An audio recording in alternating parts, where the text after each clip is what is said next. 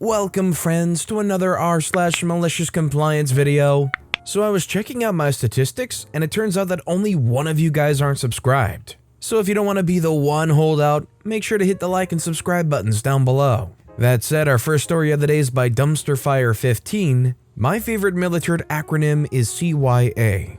Many thousands of years ago, before 2001 and all the implemented security that went with that, I joined the local National Guard unit. After basic training and schooling in my field, I returned to my local base. In our school program, we were told that many times the higher-ranking soldiers would mess with us to see if we would do what they say. Now, not following a direct order is simply not done, and making large mistakes is also just not done. It was suggested that anytime we were told to do something that was part of our job, we should write down what we were told, who told us, since everyone had the courtesy to wear their last names sewn to their uniform, that was easy enough, and what time and date we were told this.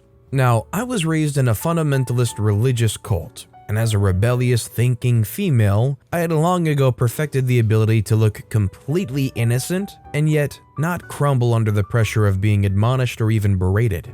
So on my first day of duty after my schooling was finished, I started working in the police section of the base. I was told what was needed in order to process giving out car identification stickers and who got what color base identification strip based on their rank. I dutifully wrote all this out. Then after my trainer, E3, moved on to help someone else with something, another service member came over and asked me what the E3 had told me. This service member was an E5 and worked on base full-time doing what I was assigned on that weekend. That E5 said that the E3 had the colors wrong, as they had just changed with the new presidential administration coming in and gave me the correct order. They left and I dutifully wrote down what was said, who said it, and what time.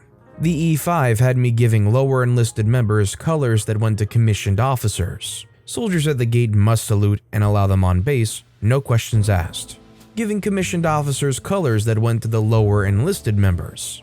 Soldiers at the gate stop them, ask where they're going and why.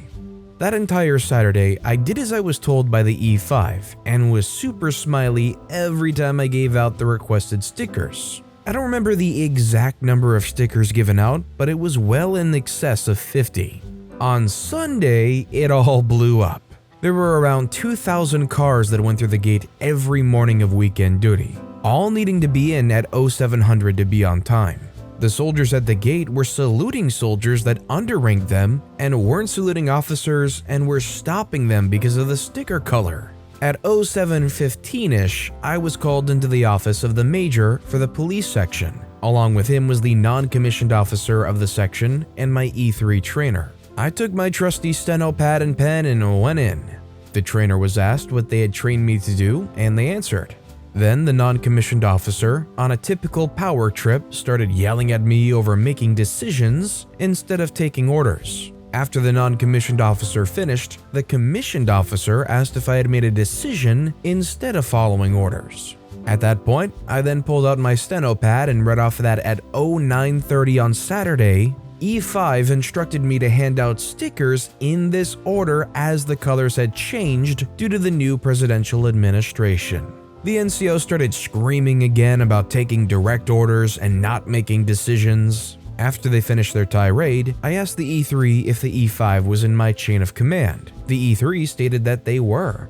At that point, the commissioned officer thanked us, asked for us to get him a copy of all the sticker numbers and base identification stickers given out, and told us to go to the cafeteria and get some coffee in Danish until he called for us. When we returned, the commissioned officer, non-commissioned officer, and E5 were nowhere to be seen in the office, and so the E3 and I went about our jobs. As I was leaving the base to eat with some friends, I saw the NCO and E5 scraping off the stickers I'd handed out while the commissioned officer stood there watching. Nothing was ever said to E3 or I about the incident again. Of course, being a military institution and having humans in the roles of the military, there were several more malicious compliance issues after that. So if you're working a job, your boss comes in and tells you, this is how you're supposed to do it, do not deviate. They leave and then the boss's boss comes in and says, no, this is how you do it. If you know that that correction is wrong, are you still going to do the work incorrectly because the bigger boss told you to? Let me know what you think in the comments down below. Our next story is by Matt C. Sweet, old school construction architect with an ego. So this dates back to 1998. I'd been working construction for a year as a drywall finisher, spreading mud, when I was offered a job on a big crew. Only reason they wanted me was to be a translator between English and French. I was good, but not fast or great at this point, but hey, $18 an hour was good money. We were working on a 5-story building. It was the first time I really had seen just the bones of a building. For those who are unfamiliar with this era of construction, I'm going to give a little background on how it worked on sites this big. Each company had their own construction trailer. No one really had email, so each trailer had a couple of phone lines and a secretary. This building was for a real estate company. It was to be their headquarters. It was designed by an architect in New York as a favor to the owner of the building. So here's where the problem goes. My boss Alan had all the framing, hanging the drywall, finished the seams and acoustic ceiling tiles with metal grid. Al goes to the general contractor with an issue on the 3rd floor training room. Al says, "We got a height problem with the 3rd floor ceiling." The general contractor says, "What's wrong now?" Al says, "He's got it at 4 feet off the floor." The general contractor says, "Wait, what?" Al says, "Yeah. Both the ceiling reflected plan and elevation shows 4 feet off the finished floor. If I scale it, it would be 12 feet. The general contractor says, "Yeah, that doesn't sound right. Go ahead and send a request for information." Back then, requests for information were different than today. Usually, it meant someone was going to have to pay. So Al faxes over the request for information and marks it urgent. When the request for information comes back, they were sent to both the general contractor and the subcontractor. So I'm sitting with Al and the general contractor, just chatting around, and both secretaries come out to the site almost running with high heels through the debris, and both with poop-eating grins on their faces. I'm thinking, oh crap, this should be good. Al and the general contractor say, "Slow down, ladies, where's the fire?" The general contractor secretary says, "You got an urgent fax." Al's secretary says, "We got the request for information back." Looking at the other secretary giggling. They look at their paper, then look at me, and the general contractor reads it out loud. "Request for information number so-and-so from Office of A-Hole Architect, Inc. Urgent request information of discrepancy on ceiling height from Allen office about training room so-and-so. Answer, how hard is it for you construction workers to understand never scale anything? I don't make mistakes. Refer to page A804 for detailed height instructions." Cue malicious compliance. General contractor says, "Well, Al, what does A804 say about ceiling heights?" Al says, 4 feet, bud." General contractor says, "Hey Frenchie, do you think you can translate that to the ceiling guys and tell them it's a hot priority? I want it done by Sunday." Al says, "You heard him. Tell him to drop what he's doing and go to it." I say 10-4. I go to the guys and they greet me with a French-Canadian cuss word, "Are you nuts, kid?" I tell them what had transpired and told them that Al said to make it 4 feet. They grumbled, saying they would charge to do it again. Now, this training room wasn't your typical space. It was 300 feet long by 40 feet wide that could be separated to make multiple training rooms or one giant one with a folding partition. Monday comes, the general contractor instructs the electrician to install all the lights as per prints. Yes, even his prints had 4-foot notation. Typically, we would wait for electrical inspection, but we didn't. By Wednesday, the crew's putting tiles in. Saturday comes and there's an owner meeting where he walks the job site with general contractor and talks about progress. Everything is going good till he gets to the 3rd floor training room and sees a bar 4 feet from the ground, and all the wires for the ceiling is in plain sight. The owner says, "What in the heck is this? Don't you know how to read blueprints?" The general contractor says, "Yes sir, we do, and we did. We also sent an RFI," and shows him the facts. The owner grins and says, "Yeah, he definitely has an ego from heck. Do you have everything documented, pictures and all?" General contractor says, "You know it." The owner says, "Okay, smart butt, now do it at 12 feet, 4 feet from the deck. You're making 20% on this screw up, aren't you?" The contractor says 20% to the billed invoice. We're going to have a demo crew come in, then all new material. Plus, the crew already said it's going to be a 50% upcharge since we're preventing them from going to their next site. Yeah, just be happy it's not coming out of your pocket. Because the architect gave wrong information and it was built as per his guidelines, he had to fork out a few thousand out of his pocket to us dumb construction workers to fix his mistake. Learned 2 valuable lessons that day. 1. Always do as you're told no matter if it makes sense, except when it endangers a life. And 2. Document everything no matter how trivial. It will cover your butt.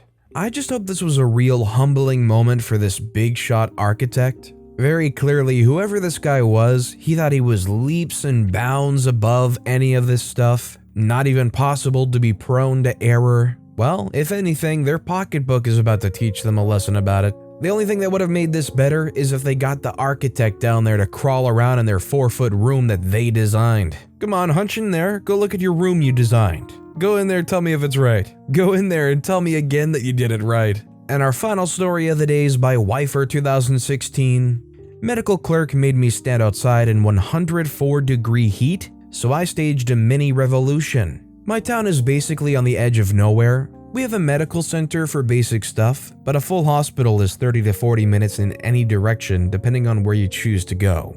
With that in mind, we get people from a huge surrounding area that go to our town center for tests, simple medical exams, etc. Maybe as many as 50 small communities use our center on a daily basis, so it's constantly busy. The center itself is quite small compared to hospitals in the city. The various clinics and a basic ER take up most of the space, with an area by the front doors for the public to sit in if they're waiting for a ride or someone visiting a doctor. It is that waiting area that's the cause for my story today. One day during the first summer of lockdown here, I had to go to the medical center for tests. Some things to know about me: I'm challenged with multiple disabilities, I'm legally blind, have significant mobility and balance issues, and a rather severe heart condition. As such, I use a walking frame and travel using the city's provided disabled transports.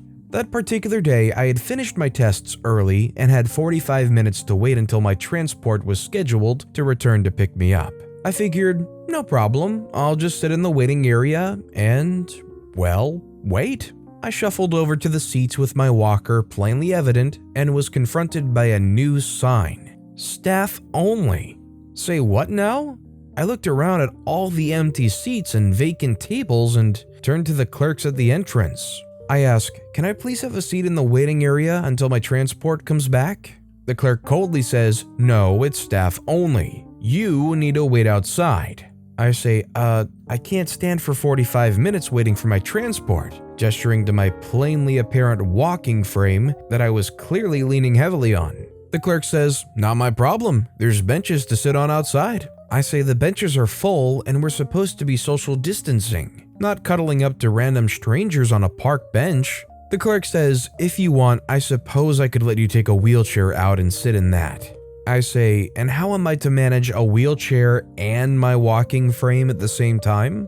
Clerk says, again, not my problem. If you want, you can call center management when you get home. Are we done here? I say, I guess we are done, huh? And went outside to find a spot to wait. Well, I stood outside for the 45 minutes while the sun beat down on what turned out to be a 104-degree Fahrenheit day. As I stood there, I noticed that there was a line of patients growing steadily longer, also standing outside in the heat, waiting to be let into the building. Some looked fit, but let's face it, nobody comes to a medical center because they feel 100%. Most of them looked quite ill, and some were looking pretty faint by the time they got through the doors. By the time the transport arrived, I was badly sunburned, thirsty as heck, exhausted, and feeling more than a bit faint myself. My driver was shocked and insisted on walking me to my front door when he got home to make sure I was okay. Shout out to all transport drivers, you guys rock.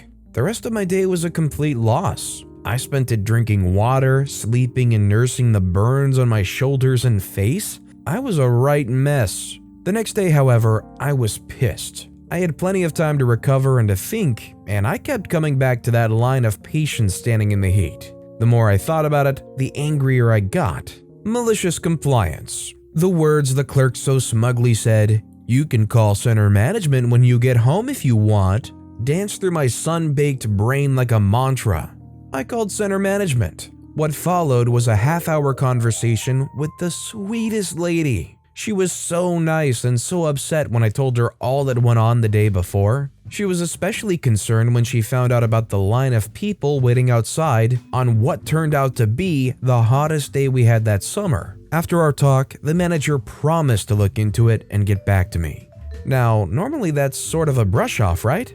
Not so with this lady. 2 days later, she called me back. Turned out she had spent the day before sitting at the clerk's desk observing things that went on. Things like patients being forced to stand in the rain waiting to get into the center, patients being poorly spoken to by the same clerk, and the cherry on top? At one point, a tiny elderly lady tried to sit down in the waiting area, and the same clerk ran over and rudely shoved her aside and snapped, "Staff only," with her boss sitting right there. The manager went over, tore down the signs, apologized to the lady, and helped her to a seat, then took the clerk into her office for a chat. The results: the center was immediately restructured. Staff were moved into an unused gift shop. The waiting room was returned to the public, and best of all, the registry desks were moved so patients no longer had to stand outside waiting to get into the building. I never saw that clerk there again.